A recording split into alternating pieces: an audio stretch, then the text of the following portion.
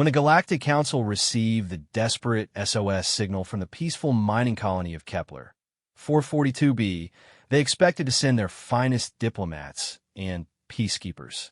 What they didn't expect was for the rescue mission to be answered by the galaxy's most feared species, humans from the Death World called Earth. The colony had been overrun by the savage Korthak raiders, known for their brutal efficiency and complete lack of mercy. Standard protocol called for negotiation, evacuation, and calculated retreat. But humans don't follow standard protocol. They follow something far more dangerous: their instinct to protect the innocent, no matter the cost. The Galactic Council thought they were sending aid to Kepler 442b. They had no idea they were about to unleash something the raiders had never encountered before. Humans who had nothing left to lose and everything to fight for. Some called it madness. Others called it heroism. The raiders would soon learn to call it terror. Because when humans answer an SOS, they don't just bring hope, they bring hell with them. Commander RTH's 6 arms trembled as she processed the incoming distress signal at the Galactic Council's Emergency Response Center. The holographic display showed the peaceful mining colony of Kepler 442b, home to over 50,000 civilians from dozens of species. Now it was under siege. Status report, demanded Admiral Kexmar, his blue crystalline form towering over the control stations. Sir, the Korthak Raider fleet has completely surrounded the planet. They've disabled the defensive satellites and landed ground forces. Initial reports suggest they're herding civilians into containment areas. ZRTH's voice cracked with emotion. The colonists are requesting immediate evacuation assistance. The Admiral's form darkened, a sign of deep concern among his species. The Korthaks were notorious across the galaxy for their brutal raids. They took what they wanted and destroyed what they couldn't use. Negotiation was rarely an option. What forces do we have available for immediate deployment? Kexmar asked. Lieutenant Commander Thylan, a tall insectoid being, checked his tactical display. The 3rd Diplomatic Fleet is 3 days away. The Auroran peacekeepers could reach the system in 48 hours, but they only have light cruisers. That's too long, Zardich said urgently. The signal indicates they have maybe 12 hours before the Korthaks begin harvesting. Everyone in the command center knew what that meant. The Korthaks didn't just steal resources. They enslaved populations, selling them to the highest bidder across the darker corners of the galaxy. Those who couldn't be sold were often killed for sport. Wait, Thylan said, his compound eyes focusing intently on a screen. There's a human vessel in the adjacent system, the UES Retribution. They could reach Kepler 442b in 6 hours. The command center fell silent.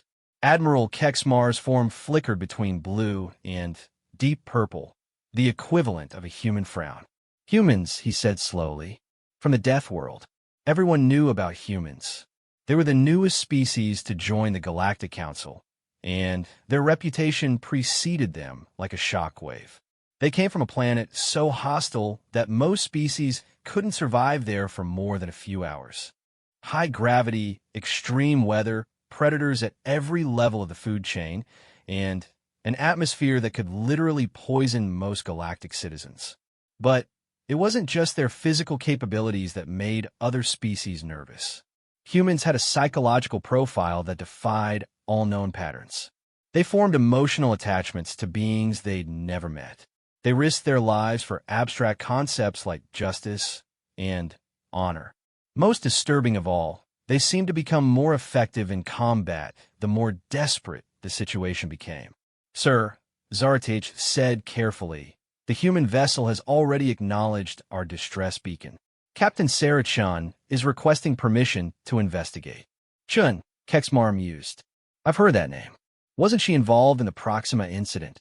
Yes, sir. She and her crew eliminated an entire pirate fleet that was threatening civilian convoys. The pirates had superior numbers and firepower. Tilen Pauset. She did it by ramming her ship through their flagship. And survived? Not only survived, sir. They rescued over 3,000 civilians and captured the surviving pirates for trial. Admiral Kexmar processed this information. Standard galactic military doctrine emphasized preservation of assets, calculated risks, and acceptable losses. Human military doctrine seemed to emphasize something else entirely. "What's the composition of the human vessel?" he asked. "The Retribution is classified as a heavy cruiser, but human classifications don't translate directly to our standards. It carries a crew of 200. Their manifest lists it as a rescue and recovery specialist vessel." "Rescue and recovery," Kexmar repeated. "And Captain Chun is volunteering to face an entire Korthak raider fleet with a single ship?" "Yes, sir," she says, and I quote, "Those people need help. We're close enough to provide it. Send coordinates and stand by for results." The Admiral's form shifted through several colors as he considered their options. The diplomatic solution would be to wait for proper reinforcements and negotiate with the Korthaks for the release of the civilians. Based on previous encounters, this would result in the loss of approximately 60% of the population, but the survivors would be freed and the incident could be resolved without major military engagement. The human solution appeared to be charging headfirst into a situation that any reasonable military analysis would classify as suicide. "Sir," Sartach said quietly, "the colony's last transmission included casualty reports. The Korthaks aren't following standard raider protocols. They're not trying to preserve the workforce. They're killing for sport." That changed everything. If the Korthaks were in a mood for slaughter rather than profit, then diplomatic solutions were off the table. The civilians would die regardless of negotiation attempts. "Open a channel to the human vessel," Admiral Kexmar ordered. The holographic display shifted to show the bridge of the UES Retribution. Captain Sarah Chin appeared on screen, a small human female with short dark hair and intense brown eyes. Behind her, Kexmar could see other humans working at various stations, their movements quick and purposeful. "Admiral Kexmar," Chun said with a slight nod, "I understand you have a situation that requires immediate attention." "Captain Chun, I must inform you that our analysis suggests this rescue mission has a very low probability of success. The Korthak fleet consists of 12 heavy raiders and at least 40 support craft. Your vessel would be severely outnumbered." Chin's expression didn't change. "Admiral, with respect, I didn't ask about the odds. I asked about the people who need help. Captain, I'm obligated to inform you that the Galactic Council cannot officially sanction this mission. If you proceed, you'll be operating without backup and without guarantee of support." For the first time, Chun smiled, and Admiral Kexmar felt an involuntary shiver run through his crystalline structure. There was something in that smile that spoke of barely contained violence. "Admiral," Chun said calmly, "my crew and I didn't join the human fleet to play it safe. We joined to make a difference. Those people sent an SOS. As far as I'm concerned, that makes them our responsibility. Captain, the Korthaks are not known for taking prisoners during combat operations." "Good," Chin replied. "Neither are we." The connection ended before Admiral Kexmar could respond. On the tactical display, they watched as the UES Retribution changed course toward Kepler 442b, accelerating to speeds that would have been uncomfortable for most species. "Sir," Thailand said nervously, "should we inform the Galactic Defense Force that we have a human vessel moving toward an active combat zone?" Admiral Kexmar considered this. The proper protocol would be to log the incident and prepare damage assessments. But something about Captain Chin's certainty had affected him.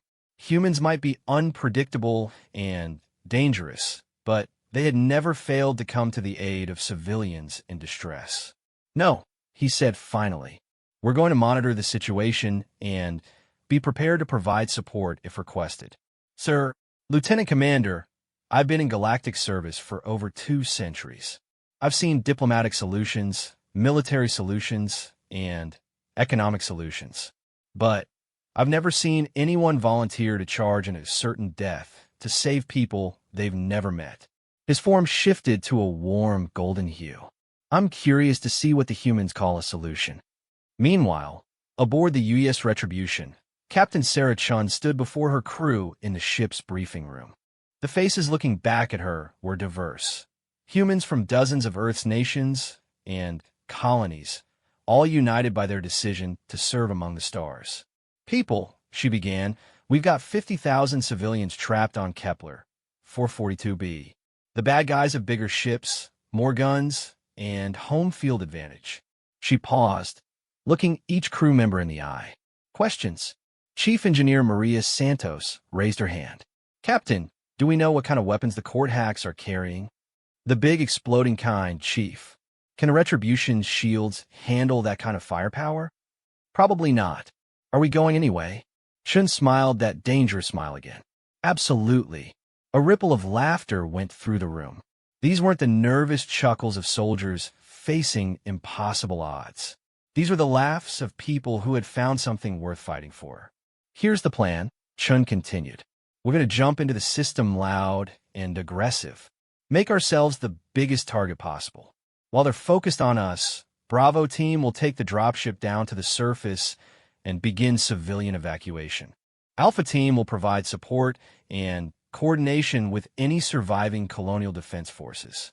"Captain," said Lieutenant Commander Jackson, the tactical officer, "what about the Raider fleet? We're going to give them something they've never encountered before, a species that doesn't know when to quit." Chen's expression grew serious. "I won't lie to you. This is going to be the hardest fight most of us have ever faced. Some of us might not make it home, but those people down there didn't choose to be victims. They're counting on someone, somewhere, to remember that innocent lives matter." The room fell silent for a moment. Then, Sergeant Major Rodriguez, the grizzled leader of the ship's Marine complement, stood up. "Ma'am, speaking for the Devil Dogs, we've been looking for a good fight all week. These Korthak bastards just volunteered." The rest of the crew erupted in agreement. Chun felt the familiar surge of pride in her people. Humans might be the newcomers to the galactic community, but they understood something that many older species seemed to have forgotten. Sometimes the right thing to do was also the hardest thing to do. "All right, people. Combat stations in 30 minutes. Chief, I want everything the reactor can give us. Lieutenant Commander Jackson, prep the forward batteries and load the special packages. Sergeant Major, prep your teams for surface operations in a hostile environment." As the crew dispersed to their duties, Chun remained in the briefing room, staring at the star chart display. In 6 hours, they would drop out of hyperspace in a system controlled by one of the galaxy's most feared Raider fleets. The smart move would be to wait for reinforcements, establish a defensive perimeter, and attempt negotiation. But Captain Sarah Chun hadn't become one of the youngest starship commanders in human history by making the smart move. She had made the right move every time, regardless of cost. The UES Retribution continued its journey through hyperspace, carrying 200 humans toward a battle that would define their species' reputation among the stars. The UES Retribution dropped out of hyperspace at the edge of the Kepler 442 system with all the subtlety of a meteor strike. Every sensor in the system immediately locked onto the human vessel as it accelerated toward the embattled planet at maximum burn. On the bridge, Captain Chin studied the tactical display with grim satisfaction. Well, they noticed us. The Korthak fleet was arranged exactly as intelligence had predicted, 12 heavy raiders in orbital formation around Kepler 442b, with support craft scattered throughout the system like a net designed to catch fleeing civilians. It was a textbook siege formation, proven effective across dozens of systems. What the court hacks hadn't counted on was someone being crazy enough to fly directly into it. "Captain," reported Lieutenant Commander Jackson from the tactical station, "I'm reading multiple weapon locks from the Raider fleet. They're hailing us on standard threatening frequencies." "Put them through." The main screen filled with the scarred face of a Korthak war chieftain. The species was known throughout the galaxy for their aggressive nature, tall, heavily muscled beings with gray skin and prominent bone ridges that serve as natural armor. This particular specimen bore the ritual scars and metal implants that marked him as a veteran raider. "Unknown vessel," the Korthak growled in heavily accented galactic standard, You have entered a claimed system. Withdraw immediately or be destroyed. Captain Chun stepped forward, her hands clasped behind her back in a posture that appeared calm and professional. This is Captain Sarah Chun of the United Earth Ship Retribution. We're here to evacuate the civilian population. The Korthak's scarred face twisted into what might have been a smile. Human, we have heard of your species. Soft creatures from a soft world, playing at being warriors. He gestured dismissively. You have one ship. We have 12. Leave now and die with honor instead of as prey. Counterproposal, Chun said pleasantly. Release the civilians and we'll let you leave the system intact. The bridge of the Retribution fell silent. Even by human standards, that was an audacious bluff.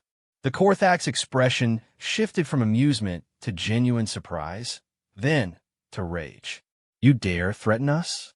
With one ship against our entire fleet? His voice rose to a roar. We are the Bloodclaw Pack. We have raided 50 systems. We do not flee from soft-worlders. Well, Chun said with that dangerous smile, I guess we'll have to do this the hard way. Jackson, are our special packages ready? Locked and loaded, Captain. Good. Chief Santos, how's our reactor looking? Over the comm system, the chief engineer's voice crackled with anticipation. Captain, I've got her running at 112%. She's purring like a very angry cat. Outstanding. Mr. Jackson, target their flagship. Let's introduce the Bloodclaw Pack to human courtesy. The Korthak war chieftain was still snarling threats when the transmission cut out. On his bridge, he turned to his weapons officer. Destroy them. Make it slow. What happened next will be talked about in bars and academies across the galaxy for decades to come. The U.S. Retribution didn't attempt evasive maneuvers as the Korthak fleet opened fire. Instead, it accelerated directly toward the flagship, taking hit after hit from energy weapons that should have vaporized it. The human ship's shields blazed and flicker but held. How are they still functional? The Korthak war chieftain demanded. Their shield harmonics are unlike anything in our database, his tactical officer reported. The energy absorption patterns suggest they're designed specifically for frontal assault tactics. Impossible. No one designs ships for frontal assault. It's suicide. That was when the first of Chen's special packages hit the flagship. The torpedo didn't explode on contact with the shields. Instead, it phased through them using technology that the Galactic Council had declared too dangerous for general use. Quantum tunneling warheads that could bypass most known defensive systems. The explosion gutted 3 decks of the Korthak flagship and sent shockwaves throughout the Raider fleet. Before they could recover, the Retribution had fired 6 more quantum torpedoes, each one targeted at a different Raider vessel. Evasive maneuvers, the war chieftain screamed, but it was too late. The humans had closed to point-blank range, their ship's armor blackened and scarred but still functional. The Retribution's railgun batteries opened fire, sending streams of hypervelocity projectiles into the closest Raiders. On the bridge of the Retribution, Captain Chun watched the tactical display with professional satisfaction. Sergeant Major Rodriguez commenced surface operations. Aye, Captain. Devil dogs are away. Deep in the ship's belly, the dropship bay doors opened to reveal the scarred surface of Kepler, 442b below. 3 assault shuttles dropped toward the planet like falling hammers, carrying 40 of humanity's finest Marines toward combat zones that would have given nightmares to veteran soldiers from any other species. The planet's surface was a hellscape of burning settlements and desperate last stands. Korthak ground forces had been systematically destroying anything of value while herding civilians toward collection points. They worked with the efficient brutality of apex predators who had never encountered serious resistance. That was about to change. Sergeant Major Rodriguez piloted the lead shuttle toward the largest civilian concentration, where intelligence suggested nearly 20,000 colonists were being held in an improvised prison camp. The facility was surrounded by Korthak heavy weapons emplacements and guarded by their elite shock troops. "Listen up, devil dogs," Rodriguez announced over the comm. "We've got 20,000 civilians depending on us, and about 2,000 very angry court hacks standing in our way. Standard human tactics apply. Hit hard, hit fast, and never let the bastards see you sweat." The shuttles landed in a triangle formation around the prison camp, disgorging Marines who moved with the deadly precision that had made human infantry legendary across the galaxy. Each Marine carried weapons designed for Earth's hostile environment, projectile weapons that functioned in any atmosphere, armor that could withstand everything from Arctic cold to volcanic heat, and, most importantly, the psychological conditioning that came from growing up on a world that was actively trying to kill them. The 1st Korthak Patrol never knew what hit them. Corporal Williams and his squad moved through the settlement ruins like ghosts, their adaptive camouflage making them nearly invisible. The court hacks were searching for fleeing civilians when Williams' team opened fire from 3 different directions simultaneously. The engagement lasted exactly 47 seconds. When it ended, 8 Korthak warriors lay dead, and the human squad was already moving toward their next objective. "Contact front," Sergeant Thompson reported over the comm as her squad encountered the main Korthak defensive line. Heavy weapons emplacement, estimate company strength. This time, the aliens were ready. Korthak warriors were individually stronger and tougher than humans with natural armor and claws that could tear through light metals. They'd been raiding and fighting across the galaxy for generations, and they knew how to kill. What they hadn't expected was for the humans to charge directly into their prepared positions. Thompson's squad used a tactic that was pure human insanity. They split into pairs and attacked from 6 different vectors simultaneously, using their superior speed and maneuverability to stay ahead of the court hacks' heavier weapons. Each pair carried portable shield generators and enough firepower to level a city block. "Remember," Thompson called out as plasma bolts sizzled past her helmet. "These bastards were killing civilians for fun. No quarter, no mercy, no retreat." The court hacks found themselves facing an enemy that simply wouldn't stop coming. Every time they thought they had pinned down a human squad, another group would appear from an impossible angle. The humans moved like they had intimate knowledge of urban warfare, using rubble and ruins as cover while maintaining constant communication and coordination. Lieutenant Shun led the breakthrough assault on the prison camp's main gate. His 20 Marines faced over 100 Korthak guards, but they had advantages that numbers couldn't overcome. Each human carried enough personal armor to stop small artillery strikes, and their weapons were designed to penetrate any known armor at considerable range. "Breach charges set," reported Private Kumar, attaching explosive devices to the gate mechanism. "Recommend all personnel find cover." The explosion that followed wasn't subtle. When the smoke cleared, there was a hole in the prison camp wall large enough to drive a vehicle through. The Korthak guards responded exactly as Chun had predicted. They charged toward the breach in force, abandoning their dispersed defensive positions to concentrate on the obvious threat. That was when the rest of his Marines opened fire from elevated positions around the camp perimeter. The crossfire was devastating. Korthak warriors found themselves caught in interlocking fields of fire with nowhere to take cover. Within minutes, the assault force had been reduced by half, and the survivors were beginning to retreat towards secondary positions. "Now," Chen ordered, the real assault began. His Marines didn't advance cautiously or attempt to minimize casualties.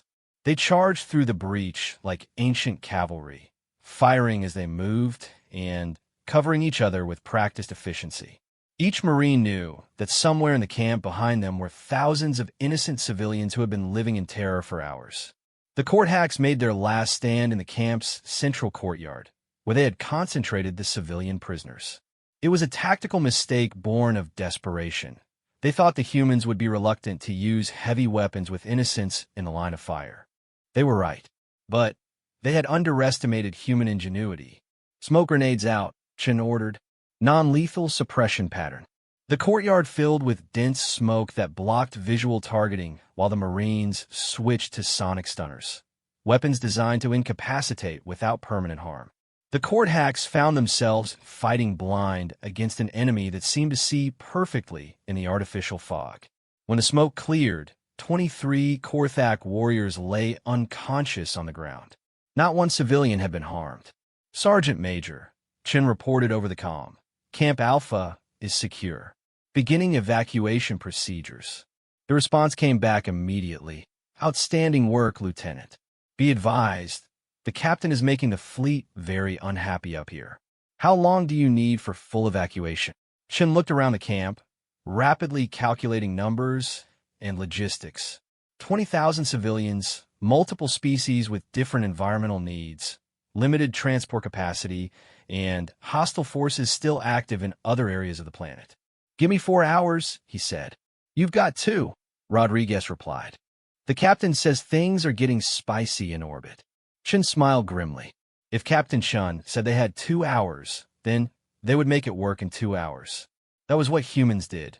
They found a way to succeed regardless of circumstances. You heard the Sergeant Major, Chin announced to his Marines. We've got 2 hours to get every single civilian off this rock and onto evacuation shuttles. Anyone who wants to debate the timeline can discuss it with the court hacks. Above them, in orbit, the space battle was reaching a crescendo that would reshape galactic military doctrine. The UES Retribution had taken damage that would have destroyed any other ship, but it was still fighting with the relentless determination that characterized its species. Captain Chin stood on her bridge, watching as another Korthak raider fell to their quantum torpedo bombardment. Status report. Shields at 30%, Jackson reported. Forward armor is holding, but we've lost 2 railgun batteries. Engineering reports they can give us maybe another hour at current power levels. How many raiders are left? 7 operational, but they're starting to coordinate better. They've figured out our torpedo targeting system. Chin nodded. The court hacks were learning, which meant the easy part of the battle was over. Now came the real test. Could 200 humans hold off an entire raider fleet long enough to save 50,000 innocents? She was about to find out. The Korthak war chieftain Graxtar had commanded raider fleets for over 30 standard years. He had personally led the sacking of 17 star systems and had never encountered an enemy that his pack couldn't overwhelm through superior numbers and firepower. But as he watched his 7th raider vessel explode in a cascade of fire and twisted metal, he was beginning to understand that humans operated by different rules entirely. War Chief, his tactical officer, reported, his voice tight with barely controlled panic. The human vessel has somehow rerouted power from their life support systems to their weapons grid. They're operating at power levels that should kill their crew. Graxtar studied the sensor readings with growing unease. The human ship was indeed operating far beyond safe parameters. Their energy signatures suggested internal temperatures that would cook most species alive, radiation levels that would be lethal within minutes, and gravitational stress from their reactor that should have compressed their bones to powder. How are they still alive? He demanded. Unknown, War Chief. Their biology must be adapted for extreme environments.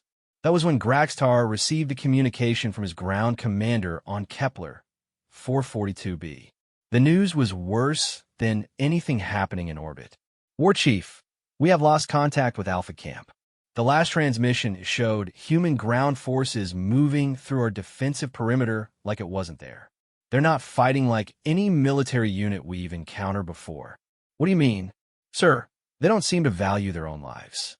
They're taking casualties that would break any sane species, but they just keep advancing. And their weapons. The ground commander paused. Their weapons are designed to kill efficiently, not to intimidate. Every shot is meant to permanently remove an opponent from combat. Graxtar felt something he hadn't experienced in decades.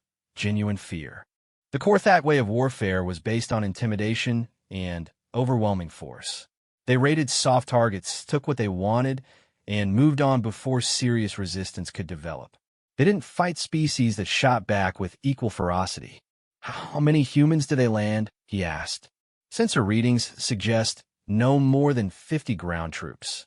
50? Graxtar couldn't hide his disbelief. We have over 2,000 warriors on the surface. Yes, War Chief. And they're losing. Before Graxtar could respond, proximity alarms screamed throughout his flagship. The human vessel had somehow closed to knife-fighting range again, despite his fleet's efforts to maintain distance. The UES Retribution materialized out of a sensor shadow created by the planet's largest moon, its scarred hull gleaming with the heat of sustained combat. All batteries, concentrate fire. Graxtar ruwarid. The remaining 6 Korthak raiders unleashed everything they had. Energy beams capable of cracking planetary crusts lanced across space toward the human ship.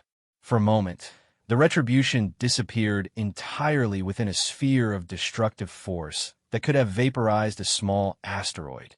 When the energy dissipated, the ship was still there, damaged, burning in several places, but still fighting, and still accelerating toward the raider formation. Impossible, breathed the tactical officer. Nothing could survive that much firepower. Their hull composition must be unlike anything in our database, Graxtar said slowly. What were they made of? Before anyone could answer, the Retribution opened fire with weapons that defied every convention of space combat. Instead of energy beams or guided missiles, the humans fired solid projectiles at relativistic velocities, chunks of dense metal moving so fast they punched through shields and armor like they weren't there. The impact on Graxtar's flagship sent shockwaves through the entire vessel. Emergency lights flickered as power systems struggled to compensate for the massive hull breach. But worse than the physical damage was the psychological effect on his crew. The humans had just proved that their weapons could penetrate Korthak defenses that had been considered impregnable. War Chief, the communications officer reported, "We're receiving a transmission from the human ship." "Put it through." Captain Shin appeared on the main screen, and Graxtar had to suppress an involuntary step backward. The human female looked exactly the same as she had at the beginning of the battle, calm, professional, and absolutely determined.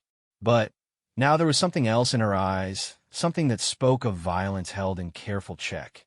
"War Chieftain Graxtar," she said, somehow knowing his name and rank. "I'm going to make you an offer. Withdraw your ground forces and leave this system. Do it now, and we'll let you go." "You are in no position to make demands, human," Graxtar snarled, though he could hear the uncertainty in his own voice. "Your ship is damaged. You cannot fight all of us." Chin's smile was like winter on a death world.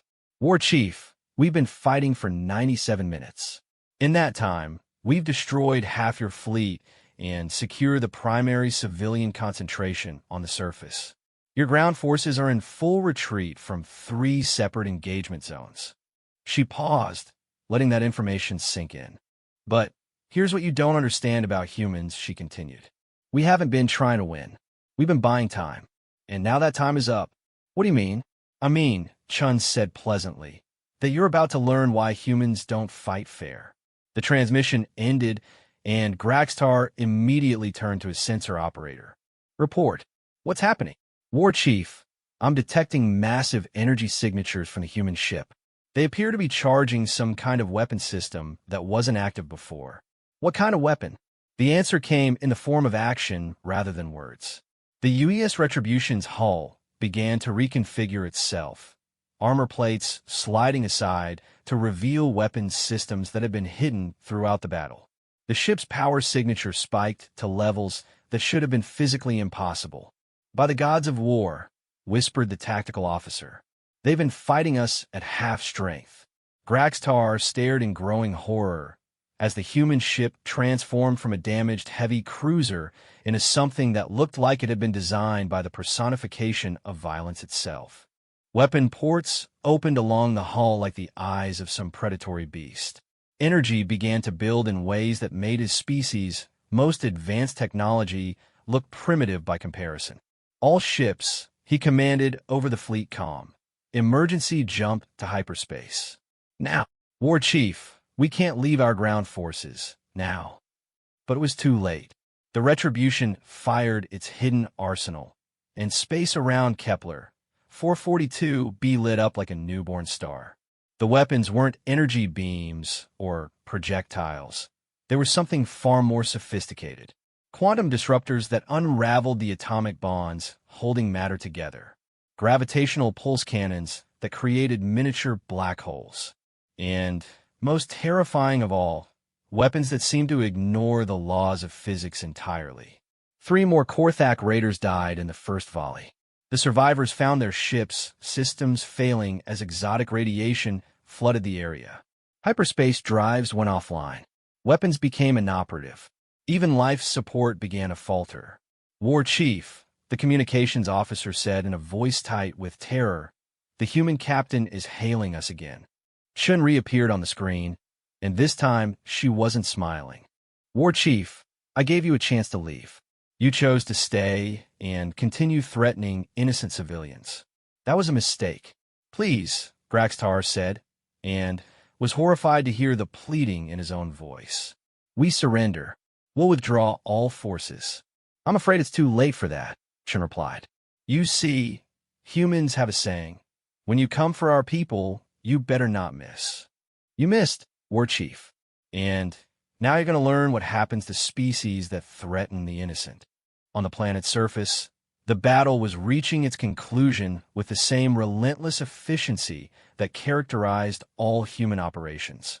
Sergeant Major Rodriguez led the final assault on the Korthak Command Center, moving through enemy lines like death given form. The aliens had tried every tactic they knew: concentrated firepower, flanking maneuvers, even suicide attacks. Nothing worked against opponents who seemed to anticipate every move and counter with overwhelming force. The humans fought with a coordination that spoke of countless hours of training in environments that would kill most species just to visit.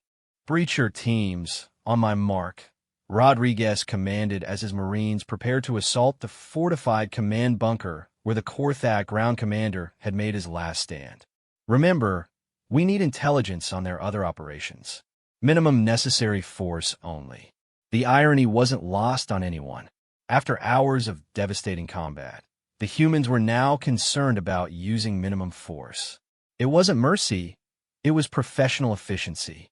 They needed information, so they would take prisoners. When they no longer needed prisoners, the gloves would come off entirely. The assault on the command bunker lasted 8 minutes. When it ended, the Korthak ground commander found himself kneeling before a human marine whose armor bore the scars of a dozen different battlefields. Behind Rodriguez, 23 more Marines stood ready, their weapons trained on the handful of surviving alien warriors. "I am Sergeant Major Rodriguez, United Earth Marine Corps," he said in precise galactic standard. "You are now prisoners of war under the protection of the Terran Defense Force. You have the right to medical treatment, communication with your government, and fair treatment under the Galactic Accords." The Korthak commander stared at him in confusion. "You're taking prisoners?" "Sir, humans don't make war on defeated enemies. We make war on people who threaten the innocent. You threatened the innocent. We responded appropriately. Now you're defeated, so the rules change." Rodriguez gestured to his communications specialist. "Corporal Martinez will take your statement regarding other Korthak operations in this sector. I recommend you cooperate fully. My captain gets cranky when people waste her time." Above them, in orbit, Captain Chun was having a similar conversation with War Chieftain Graxtar. The remaining Korthak ships hung dead in space, their systems disabled by weapons that operated on principles most species hadn't discovered yet. The crews were alive, but their ability to threaten anyone had been permanently removed. "Captain Chun," Graxtar said carefully, "what happens to us now?" "Now," Chun replied, "you provide full intelligence on Korthak raider operations, locations of other civilian populations under threat, and complete cooperation with Galactic Council peacekeeping forces." "And if we refuse?" Chen's expression didn't change, but something in her tone sent chills down the spines of every alien in communication range. "War Chief, we've been very polite so far. We could have simply destroyed your entire fleet in the first 5 minutes of combat. Instead, we gave you multiple opportunities to withdraw and conducted our operations with minimal necessary force." She paused, letting that sink in. "But understand this clearly. Humans protect the innocent.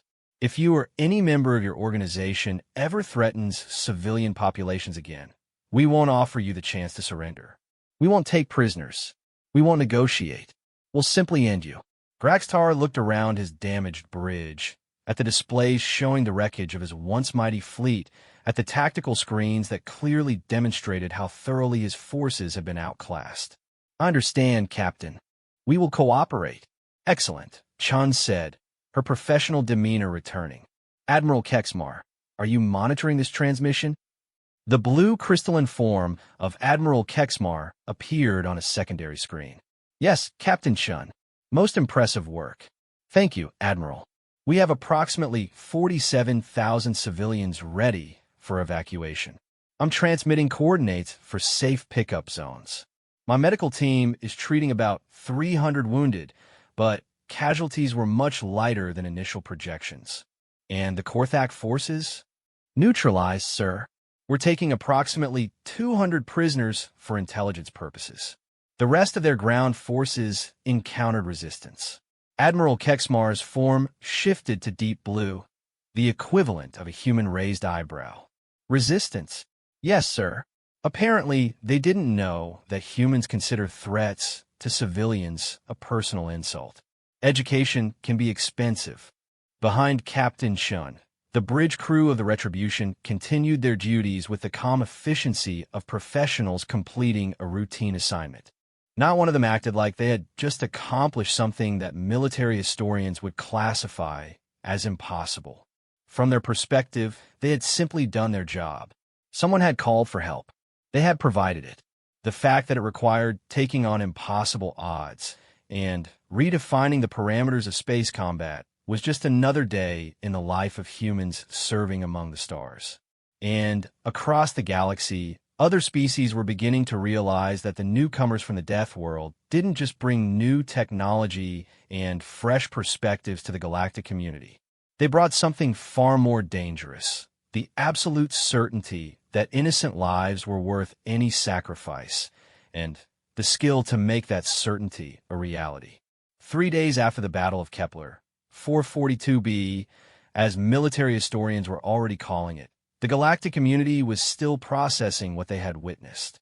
The rescue operation had been broadcast live across multiple networks, and the footage of a single human warship destroying an entire Korthak Raider fleet was being analyzed by every major military organization in known space. Admiral Kexmar stood in the Galactic Council Strategic Analysis Center, surrounded by holographic displays showing the battle from dozens of different angles. Around him, representatives from 50 different species watched in stunned silence as human combat doctrine was dissected frame by frame. "Replay the torpedo sequence again," requested General Vashti, a veteran military commander from the Hegemony worlds. Her 4 eyes focused intently on the display as the UES Retribution's quantum torpedoes phased through Korthak shields like they weren't there. "The technology itself isn't revolutionary," explained Dr. Thiel, the Council's chief military analyst.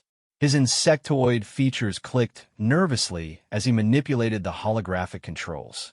"Quantum tunneling weapons have been theoretically possible for decades, but the power requirements and miniaturization necessary to mount them on a ship that size. It's not the weapons that concern me," Admiral Kexmar interrupted, his crystalline form shifting through shades of deep blue. "It's how they use them. Look at the tactical progression." The display shifted to show the battle from a strategic overview. Every movement of the human ship was highlighted in blue, while Korthak positions were marked in red. What emerged was a pattern that defied conventional military wisdom. They never attempted evasive maneuvers, observed Commander Eliseth, a tactical expert from the Outer Rim Defense Force. They flew directly into concentrated enemy fire and absorbed damage that should have destroyed them 3 times over. Because they weren't trying to minimize damage to their ship, Admiral Kexmar said quietly. They were maximizing damage to the enemy while buying time for the surface operation. Every hit they took was deliberate, designed to make the Korthaks focus on the wrong threat. Wrong threat? General Vashti's voice carried the confusion that every military professional felt when studying human tactics. Admiral, they were outnumbered 12-1. How could they not be the primary threat? Because, General, humans don't think like we do. We've been analyzing this from the perspective of ship-to-ship combat. But Captain Chen wasn't fighting a space battle. She was conducting a rescue operation that happened to involve space combat. The distinction sent ripples of discussion throughout the chamber. Most species approached military operations with clear delineations: space combat, ground assault, evacuation procedures, diplomatic solutions. Each phase was planned and executed separately, with careful attention to minimizing losses and achieving acceptable outcomes. Humans, apparently, saw the entire situation as a single integrated problem that required a single integrated solution. Look at the timing. Admiral Kexmar continued, manipulating the display to show ground operations synchronized with orbital combat. Every major space engagement corresponded exactly with critical moments in the surface evacuation. When the Marines needed air support, the ship engaged the orbital platforms. When the evacuation shuttles were vulnerable during launch, the ship drew fire by ramming the enemy formation. They coordinated a simultaneous multi-domain operation across impossible odds, breathed Dr. Thiel. The computational requirements alone. Which brings us to the real question, Admiral Kexmar said, his form brightening to gold, the color of deep concern among his species. How did they know it would work? The chamber fell silent. Every military professional present had run simulations based on the tactical data. Every computer model, every strategic analysis, every probability calculation had reached the same conclusion. The human plan should have failed catastrophically. The U.S. retribution should have been destroyed within the first 30 minutes. The ground forces should have been overwhelmed. The civilians should have been lost. Instead, the humans had achieved total victory with minimal casualties. I believe, Admiral Kexmar said slowly, that we've been approaching this problem from the wrong direction. We've been asking how they did it, when we should be asking why they thought they could do it. He activated a new display showing psychological profiles of human military personnel. The data was limited. Humans had only joined the galactic community recently, and much of their culture remained mysterious. But certain patterns were becoming clear. Every human military unit that has been deployed in joint operations shows the same characteristics, Admiral Kexmar explained. They accept mission parameters that other species would classify as impossible. They demonstrate performance curves that actually improve under stress rather than degrading. And, most significantly, they display decision-making patterns that prioritize mission success over individual survival. They're bred for warfare, General Vashti concluded grimly. No, Admiral Kexmar corrected. They're bred for survival on a world that's constantly trying to kill them. Warfare is just another survival situation. Meanwhile, aboard the U.S. Retribution, now docked at Kepler Station for repairs and resupply, Captain Chen was dealing with the aftermath of their successful mission in her own way, mountains of paperwork and endless debriefings. "Captain," said Commander Hayes, her executive officer, as he entered her ready room with yet another datapad. "The Galactic Council is requesting detailed technical specifications on our quantum torpedo systems." Chen looked up from her own stack of reports. "Tell them we'll be happy to provide specifications through proper diplomatic channels. After they've processed our request for intelligence sharing on Korthak radar operations. They're also asking for crew interviews regarding our combat decision-making processes." Same answer. "We'll cooperate fully with any official investigation, but we're not going to be treated like laboratory specimens." Hayes smiled grimly. "I think they're having trouble understanding how we pulled it off." "That's because they're asking the wrong questions," Chen replied, leaning back in her chair. "They want to know about our technology and tactics. But that's not what won the battle. What did win it?" Chen gestured toward the main display, which showed the station's docking bay filled with refugee ships. 47,000 civilians from dozens of different species were being processed through immigration and medical screening. Families were being reunited. Children were playing in safe spaces for the first time in weeks. People were alive who should have been dead. That's what won it, she said simply. Everyone on this ship knew exactly what we were fighting for. Before Hayes could respond, the ship's communication system activated. Captain to the bridge came the voice of Lieutenant Commander Jackson. Priority communication from Earth Command. Chun made her way to the bridge, wondering what new crisis required human intervention. The main screen activated to show Admiral Rodriguez, no relation to her Sergeant Major, the commanding officer of Earth's Stellar Defense Force. Captain Chun, the Admiral said with a slight smile, congratulations on a successful mission. Thank you, sir. The crew performed exceptionally. I'm sure they did. However, we have a situation developing that requires your immediate attention. The Admiral's expression grew serious. We've received 17 SOS signals in the past 48 hours. Word is spreading about what happened at Kepler 442b. Chun felt her stomach sink.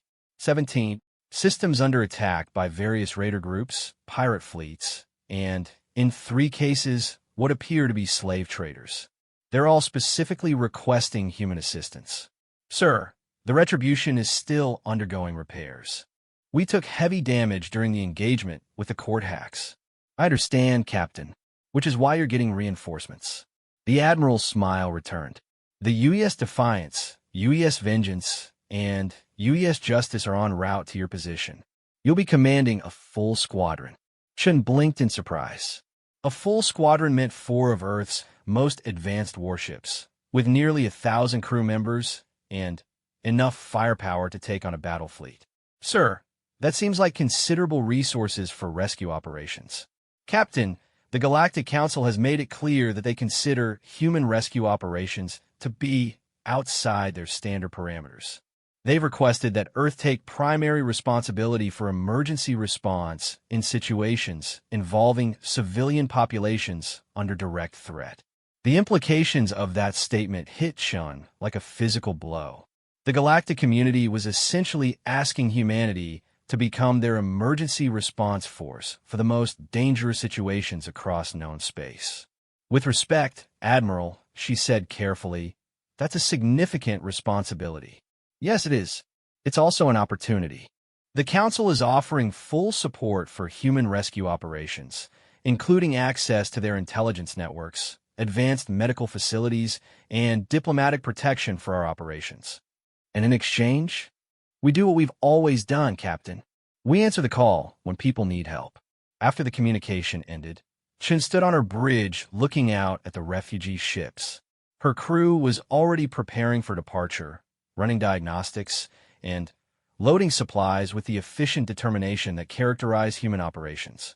They didn't know where they were going next, but they knew why they were going. Because somewhere in the galaxy, innocent people were calling for help. And humans answered every call. Captain, Jackson reported from his station, the Defiance is requesting permission to dock.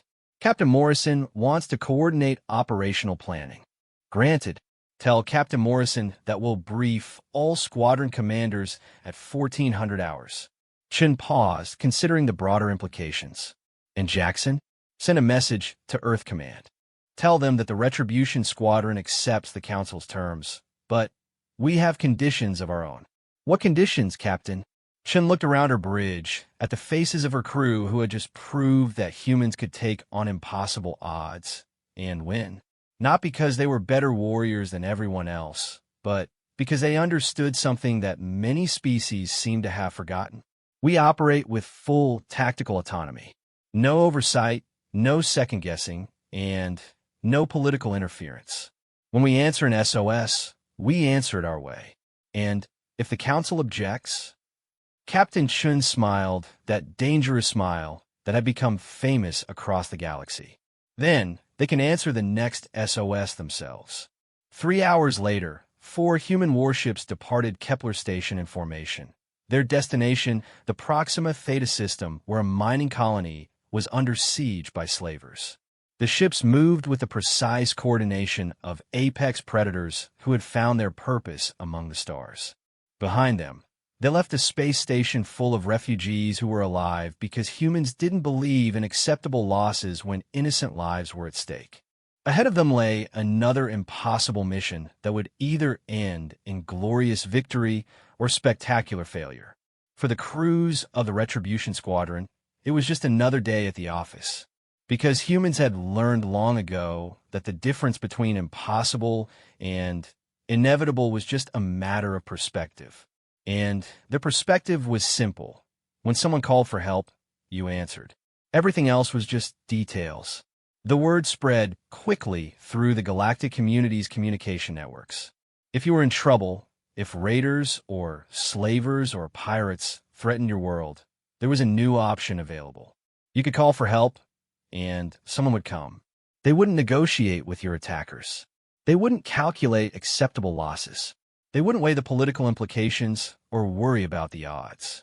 They would simply arrive, fight with impossible determination, and ensure that innocent lives were protected. The galaxy was about to discover that humans didn't just bring new technology to the galactic community. They brought something far more precious and far more dangerous, the absolute conviction that every life mattered, and the skill to make that conviction a reality. 6 months after the Battle of Kepler, 442b, the galactic political landscape had fundamentally changed. The Human Rescue Operations Command, as it had come to be known, had responded to over 200 emergency calls across 47 star systems. Their success rate was 100%. Their casualty rate among protected civilians was effectively zero. The implications were staggering.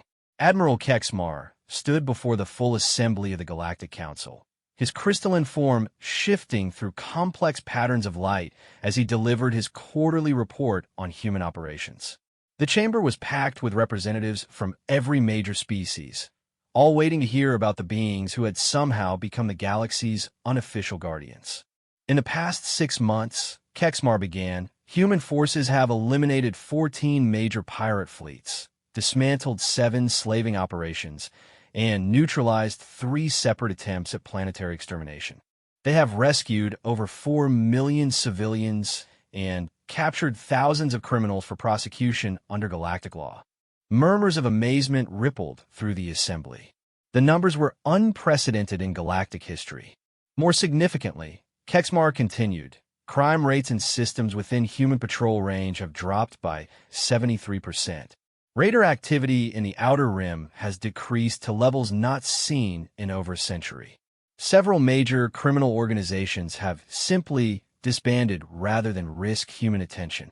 Admiral, interrupted Council Speaker Threndat, her elongated features showing the stress that had become common among galactic leaders. What you're describing sounds like the humans have become a military force operating outside Council authority.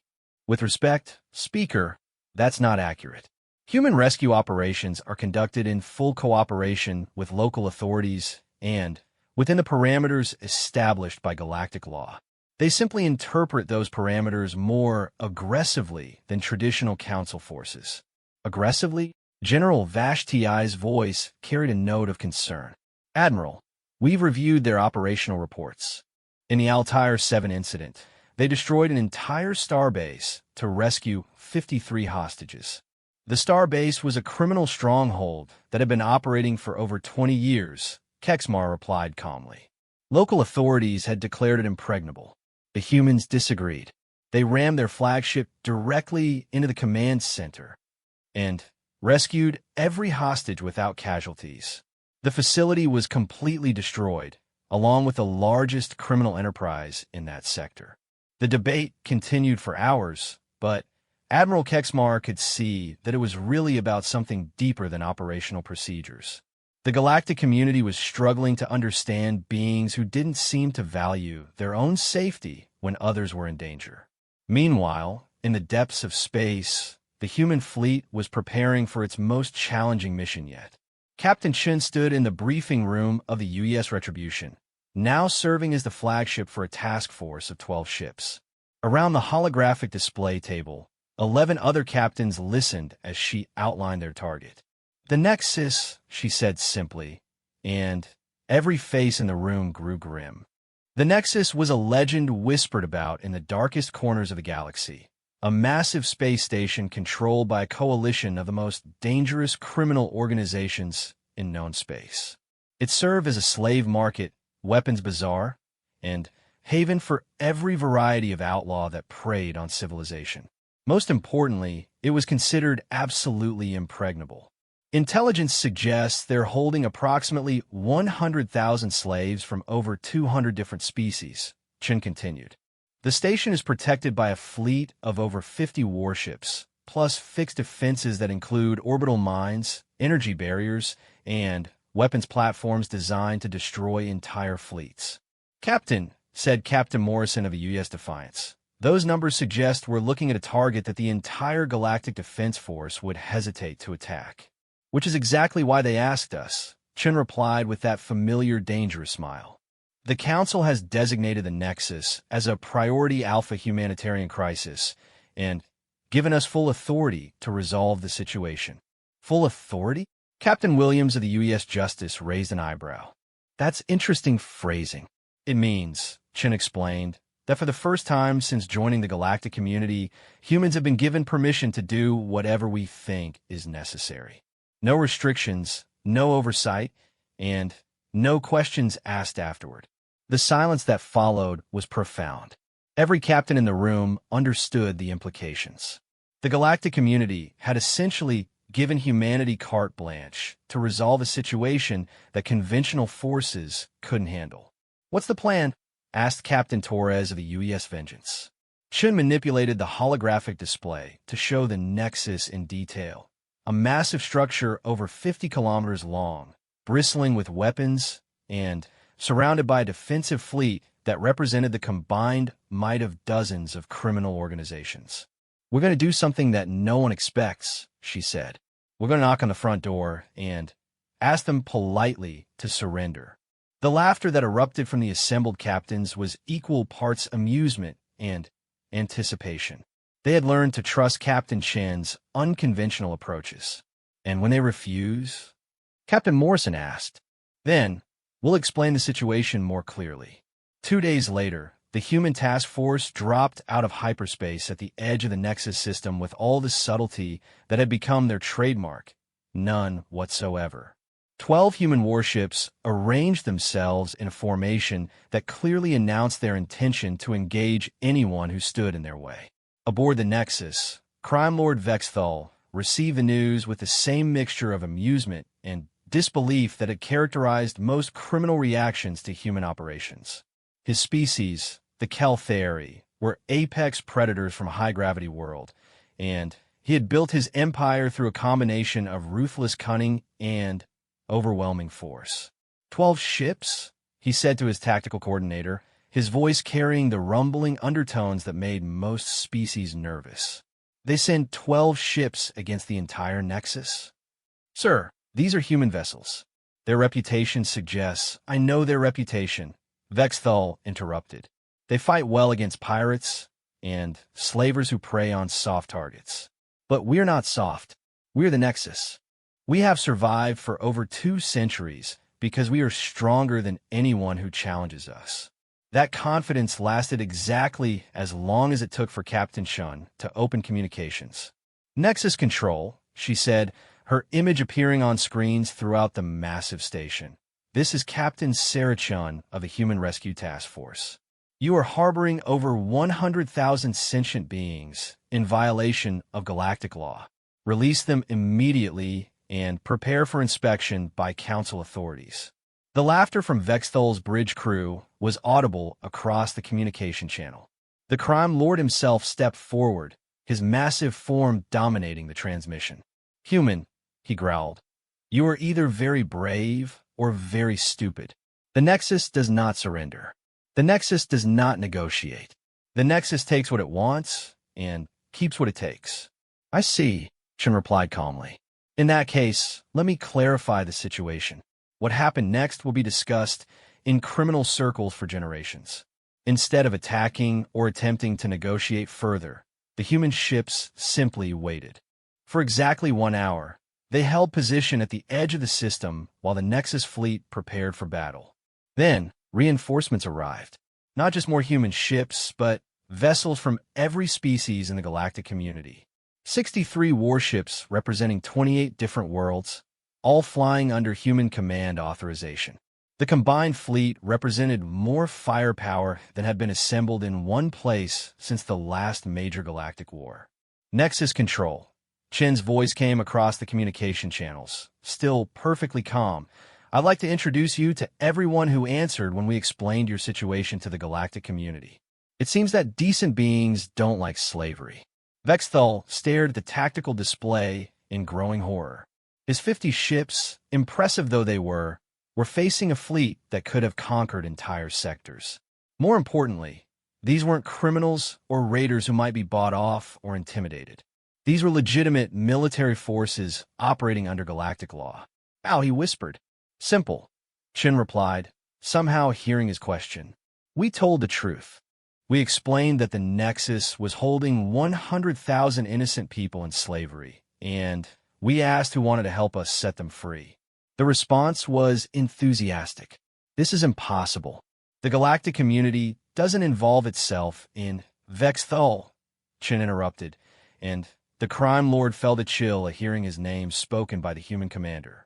You've been operating under the assumption that the galaxy doesn't care about what happens to people who can't protect themselves. You were wrong. The crime lord looked around his bridge, seeing his own fear reflected in the faces of his crew. For over 2 centuries, the Nexus had operated with impunity because no single government wanted to risk the casualties involved in attacking it. But now they weren't facing a single government. They were facing the combined moral outrage of civilized space. What do you want? He asked, and hated how defeated he sounded. I want you to release every slave on this station. I want you to submit to galactic authorities for prosecution. And I want you to do it in the next 30 minutes or we'll come and get them ourselves. And if we refuse? Chen's smile could be heard in her voice. Vexthal, you've seen our operational reports. You know what humans do to people who threaten the innocent. The only difference this time is that we have friends with us. The crime lord looked at the tactical display again, at the overwhelming force arrayed against his station. He had built his empire on the assumption that no one would be willing to pay the price to stop him. Now he was facing people who seemed eager to pay any price necessary. 30 minutes? He asked weakly. 29 and counting. What followed was the largest rescue operation in galactic history. Over 100,000 beings from 200 different species were evacuated from the Nexus and transported to safety. The station's criminal leadership was arrested and turned over to galactic authorities for prosecution. The facility itself was dismantled and its technology distributed to legitimate research institutions. Most importantly, the galactic community learned something about itself that many had forgotten. When decent beings worked together, there was no force in the universe that could stand against them. Captain Chun stood on the bridge of the Retribution, watching as the last of the refugee transports departed for safe harbor.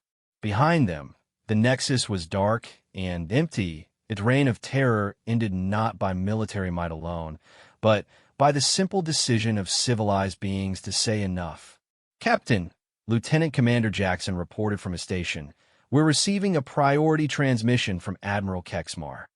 The Admiral's crystalline form appeared on the main screen, his patterns of light more complex and brilliant than Chun had ever seen. Captain Chun, he said formally, the Galactic Council has asked me to convey their gratitude for your task force's exemplary performance. Thank you, Admiral. We were honored to serve. They've also asked me to inform you that the Human Rescue Operations Command is being granted permanent status as an independent galactic organization, with full authority to respond to humanitarian crises throughout Council space. Chun felt a surge of pride, not just for herself, but for every human who had volunteered to serve among the stars. They had come so far from being the unknown newcomers from a death world. There is one condition, Admiral Kexmar continued, his form brightening to warm gold. The Council requests that humans continue to operate exactly as they have been. No changes to protocols, no modifications to operational doctrine, and no interference with command decisions. They want us to keep being ourselves, Chun said with a smile.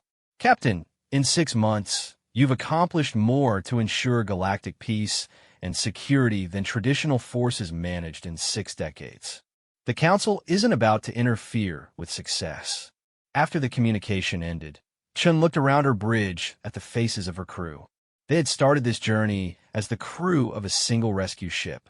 Now, they represented something unprecedented in galactic history, a force dedicated solely to protecting those who couldn't protect themselves. Helm, she said finally, set course for Earth. I think it's time to go home and report mission accomplished. Course laid in, Captain. What mission? Asked Jackson with a grin. Chin looked out at the stars, thinking of all the innocent lives that had been saved, all the families reunited, all the people who were free because humans had answered their calls for help. The mission we've been on since the first human looked up at the stars and wondered who else might be out there needing help, she said. The mission to prove that the universe is a better place when decent beings stand up for each other. As the Retribution and its escorts jumped to hyperspace, heading home to Earth, the message they left behind rippled across the galaxy through every communication network, every news service, and every gathering place where sentient beings shared information. The message was simple. If you were in trouble, if criminals or tyrants or predators threatened your world, if you needed help and had nowhere else to turn, there was a number you could call. Someone would answer. Someone would come. And that someone would be human. Because humans had learned something that many species forgot in their long march towards civilization. That the measure of a species wasn't in their technology or their territory or their wealth.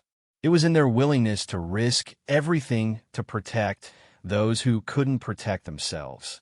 The SOS had called for aid, and humans had answered with something more dangerous than any weapon, more powerful than any fleet, and more lasting than any victory. They had answered with hope, and hope, as the galaxy was learning, was the most dangerous force in the universe.